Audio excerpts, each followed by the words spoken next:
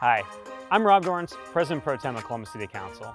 Have you ever driven past a construction job site in Columbus and wondered who works there and what do they do? Have you ever turned on the faucet at home and wondered what does it take to have clean water come out? Well, in Workers of Columbus, we're going to go meet the people that help build our city and make sure our city runs. We're going to find out all of the exciting careers that it takes to make sure that our city continues to move forward.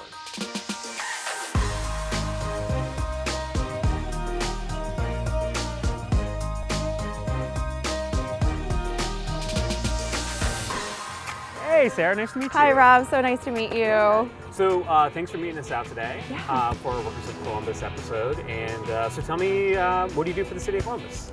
I am a health inspector at our Columbus Public Health and Environmental Health Division. We get to license and inspect all kinds of cool places here in Columbus, our restaurants and body art facilities and many other things.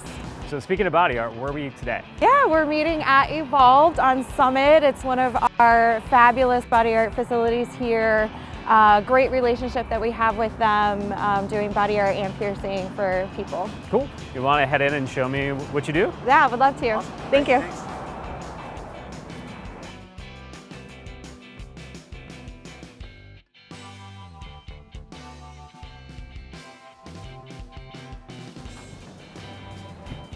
This is a tattoo studio. All right. One of the rooms in here involved. But we are looking at an environment that is going to keep your customers safe. When you're getting a tattoo, your skin is getting broken. So we need to make sure there's no harmful bacteria or pathogens that can be introduced to the person. Then also for the operator, they're exposing blood to themselves from their customers. So we need to make sure they're operating in a way that's going to keep them safe as well. So a lot of things go into that. First and foremost, the area is clean. They have proper disinfectant that's going to kill all those concerning bacteria that we're worried about. They have good hand washing facilities and gloves. We don't want anyone exposing their own skin to this exchange of body fluids that happens in piercing and body art. All of their equipment that they use, especially anything going into the skin, must be properly sterilized. Inks must be commercially made, so we make sure all of that equipment is meeting those standards. When you walk into, a tattooing room, like what is one of the first thing that jumps out at you? So in a studio like this, first thing I love here is the art. Like clearly our tattoo artists are incredible, this is super cool incredible to artists. see So all this it's stuff. great that they get to make their art, live indefinitely on people. But then we do have smaller facilities, permanent cosmetics, for example, people just getting maybe their eyebrows tattooed or lips. Those are usually just one-person operations where they also do other services for people. The operation is the same regardless. We're worried about the same things no matter how big or how small. What's the next thing that you're looking at during an inspection? So typically I would work with an artist and I would have them show me how they set up their station. Are they washing their hands? Are they wearing gloves? Are they keeping their surfaces clean, properly addressing the skin prior to getting the tattoo with the right soap and water, and have them show me their equipment.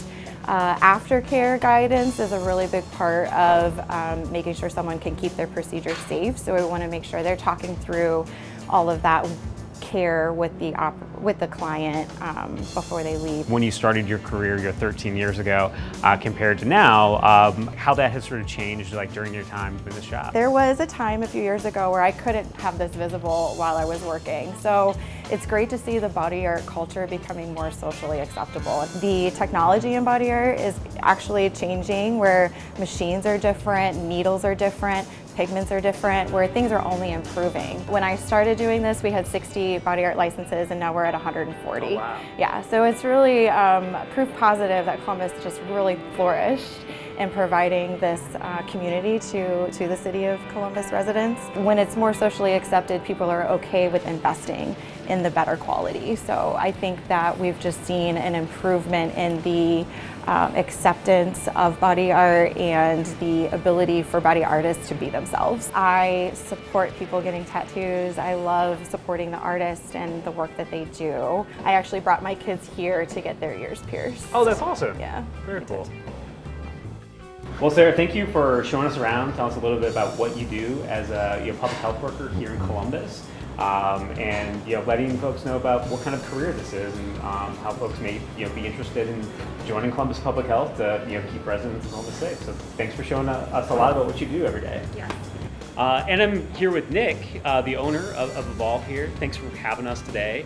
Can you tell us a little bit about you as a business here in Columbus? We're super proud of you. We're super proud of our city. We're super proud of our health department. And I moved here in 2000. We opened Evolve, and as we learned more and as our industry grew, we were able to improve everything that we do, and the Columbus Health Department has been great.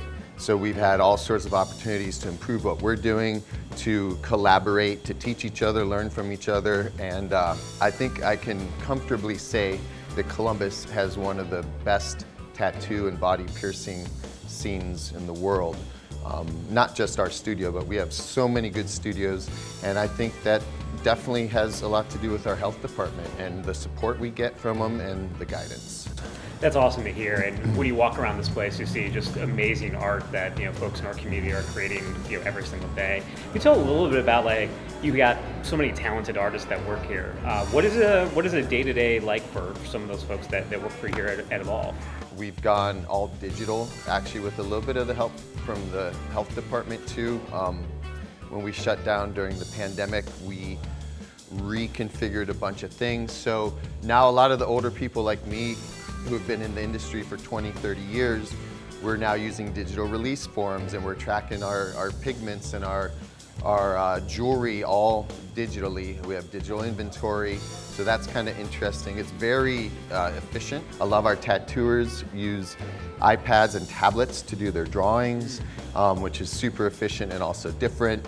A lot of the machines that we use are new, and they're high-end, and they're kind of technology-driven. We have autoclaves that run 7-minute cycles with computerized tracking abilities, and it's a pretty neat time to be in this industry, and we like to not just keep up with the curve, but we like to stay ahead of it. I can't thank you enough for having us here today, and certainly it's really great to see when we think about an industry like yours being able to work so closely with Columbus Public Health to make sure the residents are taken care of, but also sounds like it's been a real value add for you all as a business, and that's a really great thing to see when we think about small businesses in Columbus being able to not only thrive here, but also provide services to residents that are unique to Columbus. So thanks again for having us. Absolutely, Yeah, my pleasure. it. Thank you. Yeah. Thank you, Sarah.